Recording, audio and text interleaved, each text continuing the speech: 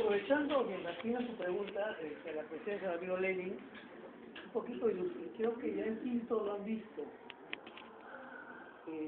¿Cuál es la influencia o la importancia de la literatura francesa para el mundo? Yo creo que eso nosotros lo vivimos en el día a día porque los escritores franceses son escritores clásicos, ¿no? ¿Quién, por ejemplo, en el colegio no escucha a Molière y, por ejemplo, el Avaro? ¿No? Tenemos que Molière tiene que ser un clásico para nosotros junto con La Fontaine, que son las fábulas de La Fontaine o La Fontaine, como le decimos acá. ¿Quién, por ejemplo, no escucha en el romanticismo a Víctor Hugo? ¿No? Víctor Hugo y Los Miserables con Jean Valjean, que fue apresado por robarse una pieza de pan y condenado a un muchacho a 20 años. 20 años por robar una pieza de pan. Imagínate si hubiese robado un baguette, ¿no? O quién no ha escuchado, por ejemplo, a Gustave Flaubert y de repente Madame Bovary, en donde podemos ver a esta muchacha que está hastiada de un lugar tan simple, y ella quiere todavía conocer a ese príncipe azul que viene en su caballo y se la lleva al horizonte y vivir una vida de princesa y una señorita que siempre tiene sueños. ¿Quién no ha escuchado, por ejemplo, a los poetas malditos, ¿no? De repente por ahí a la cabeza Baudelaire y los tres poetas malditos como Cambon, Verlaine y Mallarmé. Entonces, nosotros podemos observar que la literatura francesa siempre está en nuestra vida cotidiana y la influencia no solamente es para Latinoamérica, sino para el mundo. Muchacho, una persona que siempre tiene el sueño de ser escritor, siempre quiere llegar a Europa y en especial a París, es una especie de símbolo, ¿no? Ahí en el boom latinoamericano, todo escritor quería llegar a París. Bryce llega a París sin haber escrito un libro. Él decía, yo solamente voy a llegar a París y seré escritor el día que haya llegado a París. Entonces, cuando llega a París, él dice, ahora soy escritor, pero no había escrito nada. Pero en ese momento se dedicó a escribir, porque París era el referente. Me parece muy interesante, director, esta pregunta. ¿O quieren escribir en papelito su pregunta? No, expresen, muchachos, queremos escuchar, señorita. Okay.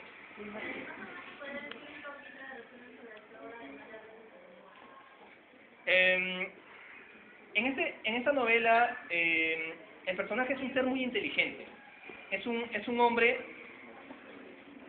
que conoce, primero, que tiene el problema de detestar a las mujeres por un hecho en el pasado.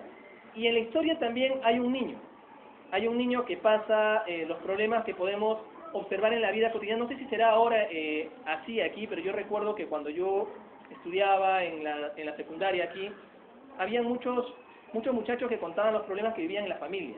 Una madrastra por ahí que tal vez los lastimaba, una vida de pobreza. Y en esta historia hay un niño que sufre los maltratos de esta madrastra. Y más adelante, este hombre empieza a detestar a las mujeres por diversos métodos. La madrastra, por ahí la mujer que lo engaña, la hija que no le presta atención.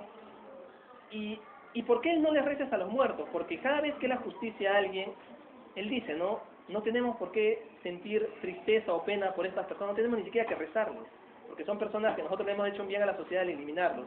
Le hacía acordar a Rodion Raskolnikov en Crimen y Castigo, cuando él va a eliminar a la vieja Elena Ivanovna, él cuando la mata a hachazos, él dice, yo mato a esta mujer porque es una lacra y la sociedad es una paria, y yo le hago un bien a la sociedad, al eliminarla tenemos una lacra menos. Pero justo aparece la hermana, y él, como está ante la mujer que ya había matado, y la hermana que aparece, él dice, bueno, ella es inocente, pero tengo que matarla igual, porque si no me van a descubrir. Bueno, toda guerra siempre tiene muertos inocentes, y la mata también, ¿no? Entonces, yo quiero que ustedes cuando vean la novela, yo les aseguro, y como siempre le hago una apuesta a todas las personas que quieren leerla, las 2 primeras páginas lo van a atrapar, y después no van a pararla de leer. Y si no es así, yo le decía a la gente, te doy el doble de lo que has gastado, porque tú mismo lo ves. Gracias.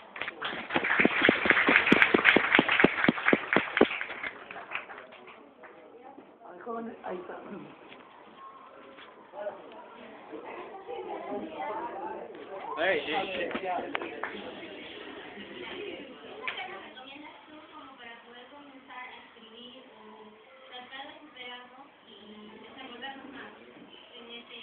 Esa pregunta es muy interesante, y como es tan interesante, yo se lo voy a dejar a Jado. cómo empezar a escribir, depende de lo que quieras escribir. Si tú quieres escribir, por ejemplo, algo que te ha sucedido, yo aquí publiqué un cuento que se llama El Otro. Hace muchos años, cuando estaba en la Cantuta, una amiga me dijo, oye, ¿qué hacías? Era un domingo que había ido a la playa de Ancón, ¿no? Y me dijo, oye, ¿tú qué hacías en el camino ahí de Ancón? Y yo dije, si yo estaba en mi casa, ¿no? Y años después yo estaba en Chosica paseando con una chica y una señora se acerca y me abraza, ¿no? Y me dice, gracias profesor, gracias a usted, mi hijo ha ganado una beca y se ha ido a estudiar al extranjero, no es el muchacho, ¿eh? Entonces me quedé, como se al helado, ¿no? Sorprendido, pero yo dije, si yo no enseño en Chosica, en esa época no enseñaba en Chosica, ¿no? No conozco a su hijo, y me hice el tonto, ¿no? Me gané un par de besos y la señora se fue, y después, tanto que pensaba, yo decía, debo tener un doble, ¿no? ¿Quién será? Se parecerá a mí, será tan guapo como yo. Entonces, me imaginé todo eso y escribí un cuento que se llama El Otro, donde a un hombre le pasa lo mismo que a mí, y hasta que conoce a su doble, ¿no? Y su doble tiene una vida más interesante que la suya.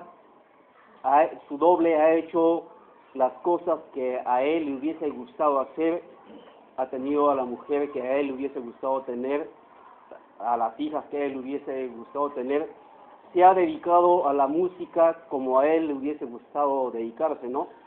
Entonces, en mi imaginación yo dije, ¿qué hago con este doble? Uno de los dos sobra en el mundo, ¿no? Entonces, en el cuento lo mato, ocupo su lugar, ¿no? Y soy un hombre feliz.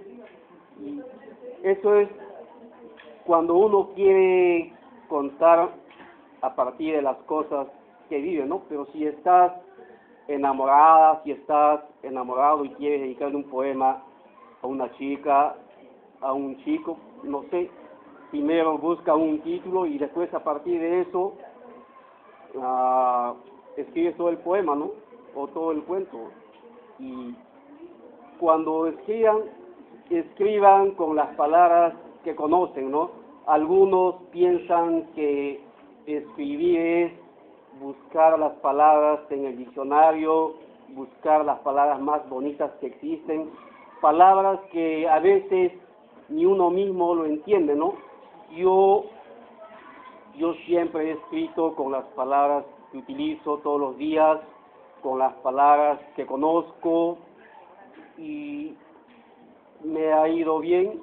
Creo que ese es el secreto, ¿no? No sé uno mismo. Eso sería un poquito en cuanto a la respuesta sobre esa pregunta. Muy bien.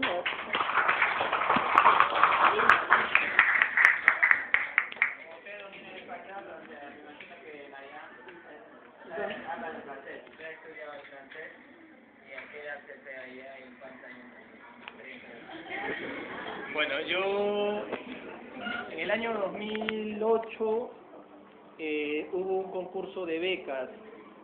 Yo tenía una enamorada en ese tiempo con la cual había ya estado 4 años con ella. Y recuerdo que ella me dice, vamos para que te inscribas al concurso de becas, pero cobran 20 euros. Yo le dije, eso es una estafa. ¿Cómo van a cobrar para un concurso de becas 20 euros? Y en ese momento el euro estaba 4.20 más o menos. Yo decía, mira, son casi 100 soles, mejor con eso vamos por ahí y nos divertimos. Y ella me insistió y me dijo, no, vamos. Era un día viernes, estaba en clase, eran las 8 de la mañana y estaba enseñando el curso de literatura, cuando la directora viene y me dice, profesor, urgente, lo buscan abajo. Dije, ¿qué? Yo bajé y estaba mi enamorada y yo le digo, ¿qué haces acá? Me dijo, hoy es el último día de la inscripción de becas y vas ahora mismo conmigo, te hago un escándalo acá. Y usted sabe cómo son las mujeres así de bravas.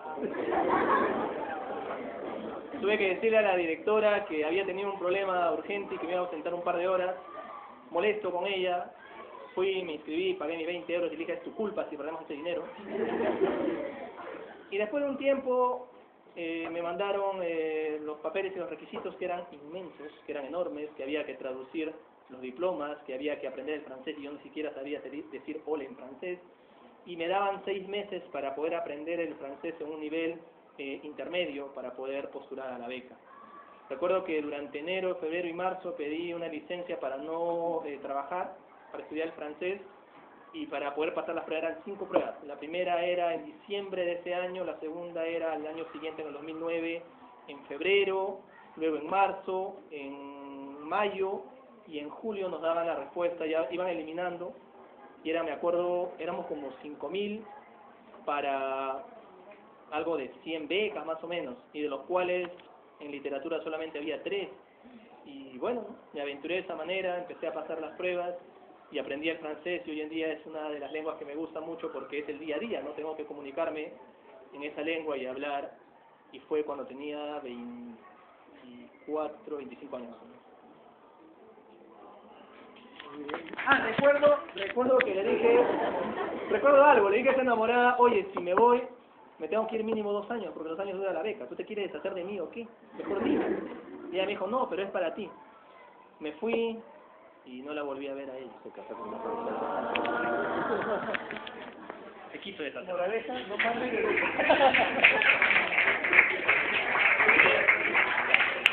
¿Tenés una... A ver, esa pregunta. A ver, ¿quieres a preguntar, no? Ya, a ver. Para Carlos.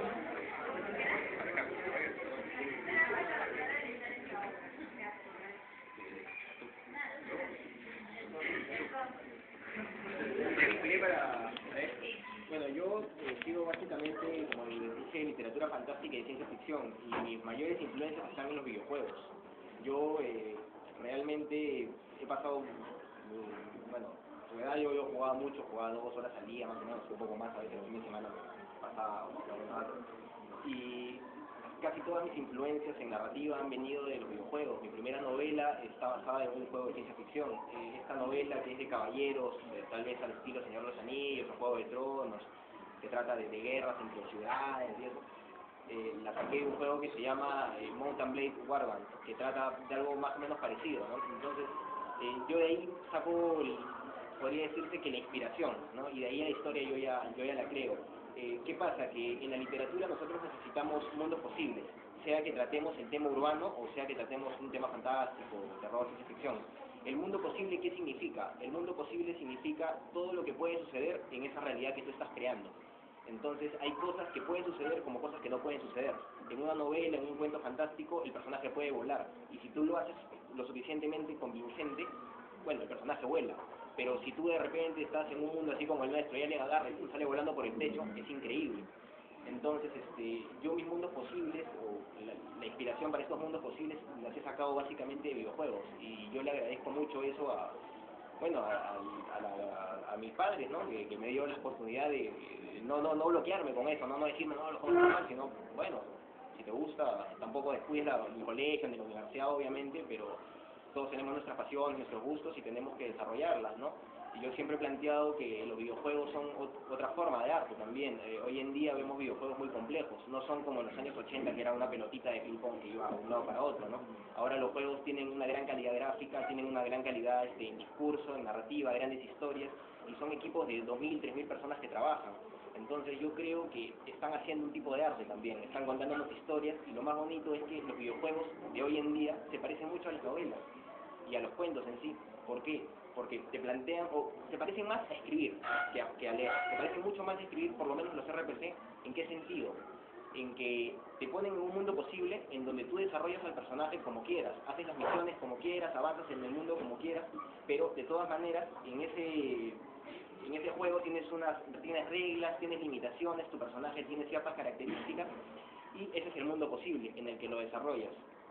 Entonces yo encontré mucha vinculación entre las artes en general y la literatura, ¿no? Y la gente no hablaba antes de los videojuegos como expresión artística, ya se está hablando de eso, y yo creo que por ahí viene más la cosa, ¿no? Esa vinculación que hay entre contar historias y vivir la historia como parte del juego, ¿no?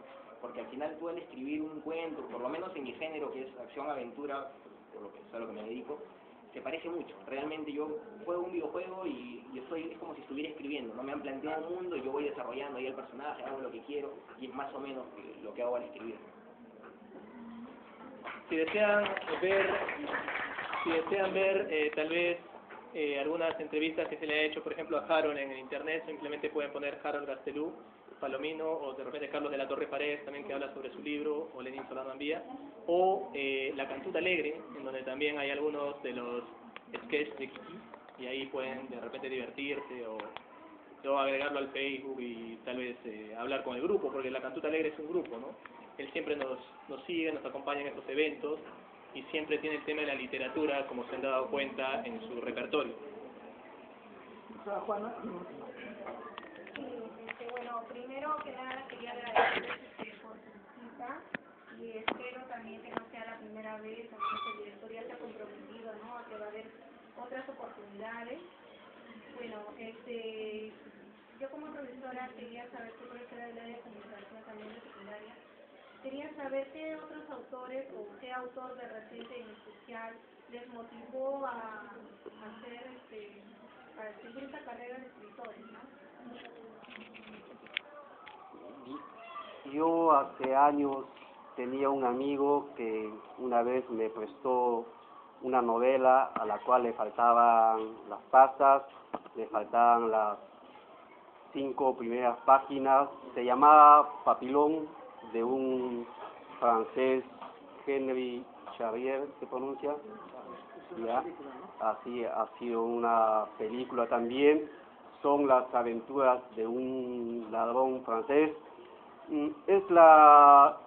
Ese libro es la novela que he leído más veces en mi vida, ¿no?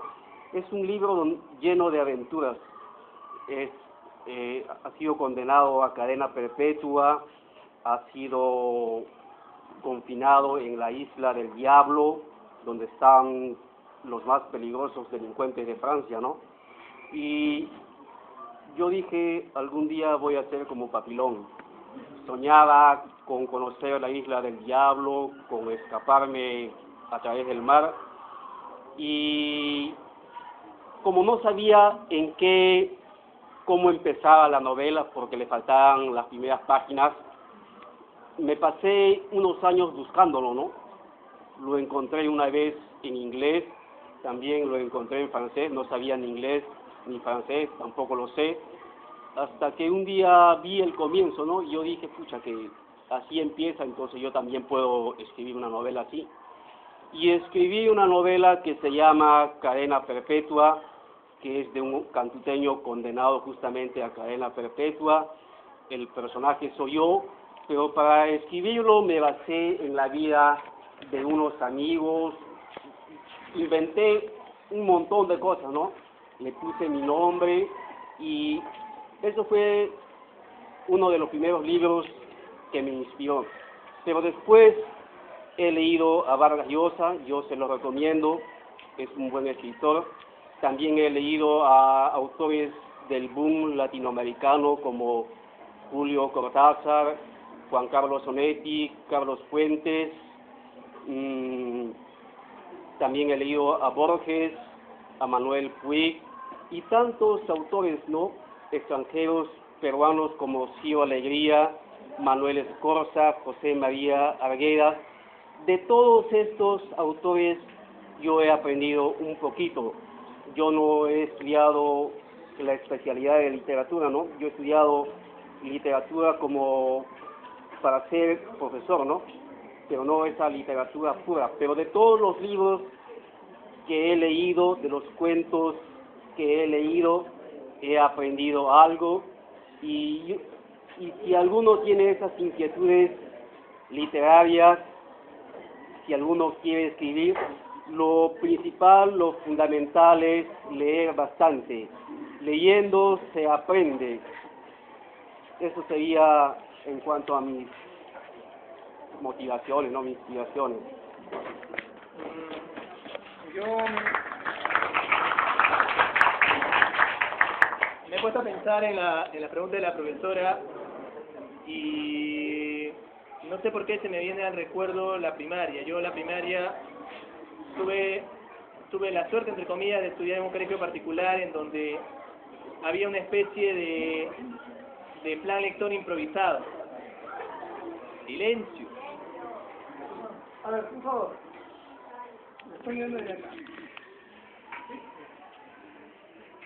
Había una especie de plan lector improvisado y una de las primeras historias que me gustó fueron los cuentos de Ribeiro. Recuerdo que la antología que había en ese momento de La Palabra del Mudo, porque La Palabra del Mudo son los 4 tomos, pero recuerdo que la antología en ese momento me llamó mucho la atención y me llamó la atención Tristes Querellas en la Vieja Quinta, en donde había la historia de Memo Gutiérrez y Francisca o Doña Pancha González, Doña Pancha, que Memo vivía tranquilo en una quinta, en un segundo piso, era un solterón, y que de un momento a otro esa tranquilidad con su música clásica es molestada por la llegada de una mujer baja, obesa y negra. Y cuando llega al costado, esa mujer empieza a poner radionovelas, porque antes no había televisión, las radionovelas que le molestaban a Memo, porque Memo no podía ya escuchar su música clásica, y ella lo ponía a todo volumen.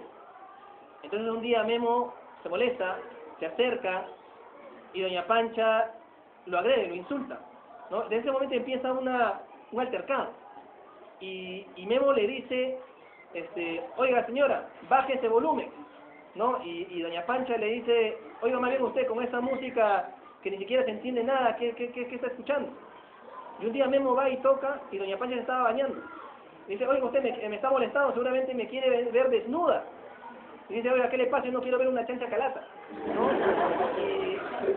Y empieza ese problema entre ambos, pero recuerdo que Ribeiro para mí fue un personaje muy importante que incluso en mi primer libro, los cuentos que yo leía de Ribeiro, porque extrañamente cuando leí esa antología intenté buscar más cuentos y me di cuenta que Ribeiro tenía muchos cuentos y empecé a leer los 4 tomos y así sale el primer libro, en donde incluso hay un cuento que se desarrolla en el Arenal de Villa El Salvador, que se titula En el nombre del ángel, en donde hay un niñito que tiene un defecto.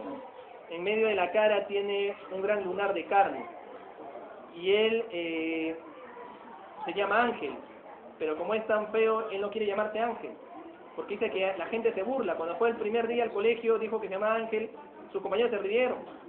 Dijeron, si ese es un ángel, ¿cómo será el diablo? ¿No? Y él vive en Villa El Salvador, en donde los cerros todavía no hay casas, solamente está la suya y unas cuantas, y no hay luz, toda esa vela. Y Ángel le dice a su mamá, mamá, ¿por qué me has puesto Ángel? Es feo ese nombre. Pero hijito, tú eres mi ángel. No, mamá, yo no soy un ángel. Dime cuál es mi segundo nombre. Dice, no, hijito, tu segundo nombre no te va a gustar. ¿Cómo me llamo? Bueno, tú naciste el día del santo, tú naciste el día de San Saturnino. Entonces me quiere llamar Saturnino. Y fue al colegio y dijo, yo me llamo Saturnino. Y todos se vacilaron, ¿no? Le dijo, oye, pero tú no eras Ángel. No, yo soy Saturnino, porque mi nombre es feo y yo también soy feo. Y empezó ahí la historia de Ángel en el libro, ¿no? Pueden ahí leerlo. Pero también me gustó mucho las historias de Vargas Llosa, que para mí es un referente. Y bueno, hoy en día, yo, como decían antiguamente en Grecia, los filósofos eran los vagos, porque se pasaban la vida reflexionando y leyendo. Creo que los escritores somos similares, nosotros leemos mucho. Puedo pasarme el día leyendo y puedo leer, no sé, 2 libros por semana porque me gusta mucho. Y puedo tener muchos autores que a veces también te influyen y te ayudan a la narrativa del momento.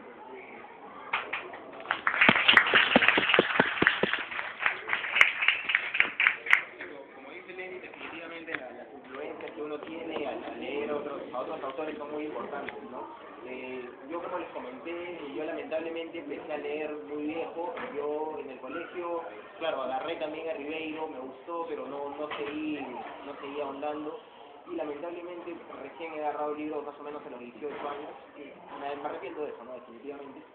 Pero bueno, el libro que a mí me mete de lleno a las ganas de escribir, ¿no? Que me dice, que me enseña que realmente podía escribir, es el libro Crónicas Marcianas de Ray Bradbury. Crónicas Marcianas de Ray Bradbury. ¿Por qué este libro? Yo siempre había tenido predilección, ¿no? Por los temas de ciencia ficción, siempre me había gustado mucho el tema espacial, Star Wars, y de repente llegó a mí un libro de este autor estadounidense tan conocido de los 40, 50, en donde hablaba de una colonización humana terrícola a Marte, ¿no? Y te desarrolla una especie de novela donde te cuenta todo lo que es la colonización en distintos cuentos. Y había un cuento en particular que me fascinó y que me hizo decidir que yo quería escribir, que se llama Los Hombres de la Tierra, que trata de la segunda expedición a Marte, cuando los seres humanos llegan buscando la primera expedición que había desaparecido, y cuando se presentan con los marcianos creen que están locos. O sea, creen que los seres que se le han aparecido son marcianos con problemas mentales, porque los marcianos tienen una capacidad telequinética y pueden formar cosas con la mente. Y entonces ese cuento me pareció fantástico por la lucha de los humanos para demostrar que realmente eran humanos y cómo los extraterrestres o los marcianos, ¿no?, los creían locos, marcianos locos dentro de su sociedad que se creían terrícolas. Entonces me pareció fascinante, me gustó mucho, encontré que con la ciencia ficción se podía contar cualquier clase de historia, no importaba el lugar en el que lo planteé, podías hacer una historia cómica, de terror, porque también lo hay en el libro, hay historias de amor, hay historias de terror. Y ese libro me definió mucho, ¿no? Me definió también, creo que mi género, siempre había estado por ese lado, pero me hizo entender que realmente se podía escribir ciencia ficción y literatura fantástica, y me dediqué a eso. Después, en autores que me hayan llenado mucho, yo creo que autores como Jelinek me han parecido bestiales en lo que es su prosa, ¿no? Jelinek realmente tiene una prosa que es realmente violenta, una prosa que se te mete por los poros, que por momentos te hace sentir ganas de dejar el libro cuando es muy fuerte, no muy violento en sus descripciones, cuando mutilan, cuando corta, cuando la persona se corta a veces, ¿no? Después otros premios Nobel como John Steinbeck, por ejemplo, que tiene libros hermosísimos y juega muy bien con el drama. Entonces yo creo que es cosa que ustedes busquen, ¿no? Yo si bien empecé, agarré fuerza con el tema de la ciencia ficción porque era lo que más me gustaba, realizando otras cosas, fui encontrando grandes autores que también me llenaban, que no necesariamente eran de mi género, pero que sí me llenaban y me daban nuevas herramientas para seguir escribiendo y mejorar mi calidad, ¿no? Yo voy escribiendo por lo menos 7, 8 años, y yo reviso el trabajo que tenía hace 6 años y es de mucha menor calidad que lo que puedo producir ahora, y eso se debe a que en estos 6 años he escrito un montón y ante todo he leído un montón, y al leer realmente adquieres, aunque no te des cuenta, estás aprendiendo cómo se expresa, nuevas palabras, además del nuevo vocabulario, cómo armar las cosas, cómo decirlas, y es por eso que es tan importante leer, porque solamente leyendo ustedes van a aprender a expresarse, no hay otra forma. Si ustedes no leen, ustedes nunca van a saber expresarse ni en papel ni oralmente. Y es por eso que necesitan leer, para saber cómo se dicen las cosas, para que no metan la pata cuando estén en un trabajo importante o en una reunión importante. Tal vez ustedes quieren decir algo, quieren expresarse así como nosotros nos estamos expresando en público, y por no saber hablar, por no saber expresarse, meten la pata. Para evitar eso, uno tiene que leer, porque es la única forma realmente en que uno va a entender cómo se maneja el idioma y cómo se trabaja con el idioma. Yo creo que eso es lo más básico, ¿no? Y que busquen algo que les agrade. Tal vez no les gusta la literatura urbana, bueno, perfecto, a mí tampoco me gustaban los temas de ciencia ficción, pueden buscarlo. Tal vez les gusta terror, tal vez a las chicas les gusta la novela rosa, lo romántico, búsquenlo. La cosa es que lean, y mientras más lean, más van a buscar. Es como cuando uno escucha música, uno empieza escuchando cosas muy básicas, y mientras el tiempo pasa, se va aburriendo de eso básico y va buscando nuevas cosas, ¿verdad? Va explorando nuevos grupos, va evolucionando. Yo recuerdo, no sé qué escuchan ahora ustedes, pero en mis tiempos los chicos escuchaban Korn, me acuerdo, escuchaban Andrés Calamaro, y yo lo he escuchado, pero ahora toda la gente que escuchaba eso, ahora escucha jazz, escuchan música clásica, y es que ha habido una evolución. Cuando realmente te gusta algo, si encuentras el gusto o a la música, o a la pintura, o a los cómics, o a la literatura, o al cine, tú empiezas definitivamente siempre por lo más básico, lo más primario, lo que más te gusta. Pero mientras vas avanzando, si tú te quieres quedar ahí, perfecto, no hay ningún problema. Pero si realmente te gusta, solito vas a buscar nuevas cosas, vas a ver mejores autores o quienes son más recomendados, y te vas a ir dando cuenta de que tal vez necesitabas un poco más de bagaje cultural para entenderlo, y que realmente hay cosas impresionantes que a simple vista no están, porque te falta todo un bagaje cultural, ¿no?, para poderlo entender. Entonces yo creo que si ustedes quieren empezar a leer, busquen temas que les interesen. Eso es lo más básico. ¿Qué les gusta? y en base a eso lean, ¿no? Tal vez a los que les gustan los juegos de ciencia ficción, bueno, a los que les gustan los videojuegos, hay libros de StarCraft que son interesantísimos. Podrían bajarlos de internet y empezar a revisarlos, tal vez eso les activa las ganas de leer y empiezan a buscar otras cosas, más ciencia ficción, tal vez experimentan con Isaac Asimov, con el mismo Ray Bradbury, con Philip K. Dick, y de ahí saltan a los premios Nobel, tal vez dependiendo qué les guste. ¿No? Mi padre, por ejemplo, lee básicamente esas cosas, lee ciencia ficción, fantástico, muy poco de lo otro. Yo soy más al revés, yo empecé leyendo ciencia ficción, fantástico, y ahora leo más urbano, más premios Nobel, porque he encontrado ahí cosas que me llenan más ahora, ¿no? Si bien al principio el tema era lo que me llenaba, ahora lo que me llena más es la calidad al expresarse. Entonces yo he encontrado mejor calidad tal vez en Jelinek, en Steinbeck, que en el mismo Bradbury, que no es malo, que realmente es muy bueno, se expresa muy bien, pero la calidad, pese a que el tema es distinto y no es mi tema favorito, la calidad que tiene Jelinek al escribir me colma, ¿no? Y realmente yo he aprendido mucho de esos autores. Yo creo que lo mismo dicho. Muchas gracias.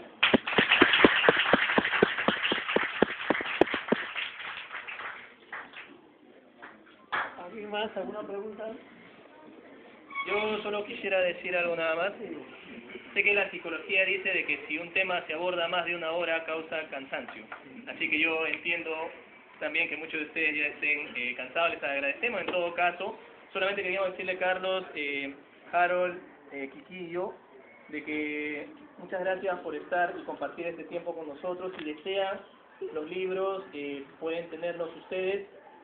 Con Carlos estábamos pensando que tal vez como no se les ha avisado con tiempo, podríamos dejar algunos ejemplares y de repente al profesor Justino o a la profesora Miriam encargarse de más adelante, si alguien quiere adquirirlo, dejarles el dinero a ellos y la próxima vez que volvemos podríamos recogerlo, no lo sé.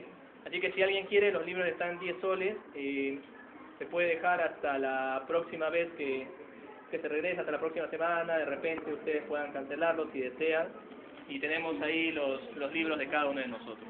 Más bien aprovechando ciertos autógrafos los que deseen para poder escribir. Pero tú la tienes, ¿no la tienes?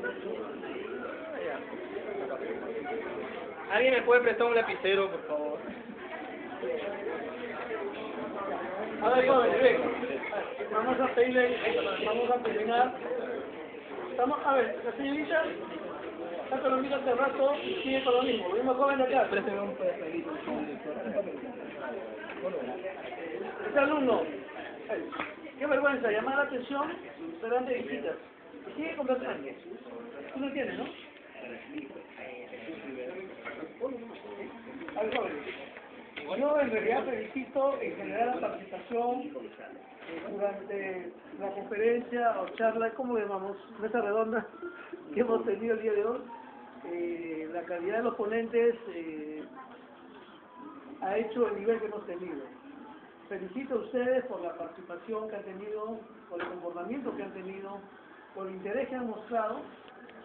Y quiero agradecer nuevamente a los tres amigos más el amigo que nos ha deleitado con su arte también. Y vamos a dar un fuerte aplauso, por favor.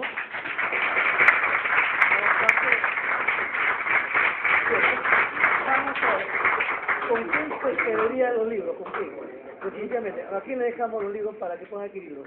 Yo creo que podemos, ahora si alguien desea tenerlo, al profesor Justino de repente, no sé si podría dejarle la responsabilidad, y si alguien quiere puede acercarse aquí con nosotros, de repente nos sacamos una foto y podríamos darle los libros, solamente lo anotamos, y ustedes arreglan al profesor Justino. ¿Quién se compromete para cancelar después?